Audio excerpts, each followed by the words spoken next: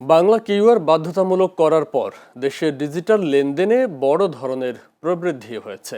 Bangladesh bank জানিয়েছে, বর্তমানে বাংলা কিউআরের মাধ্যমে প্রতিদিন গড়ে ১১০ কোটি টাকার বেশি লেনদেন হচ্ছে।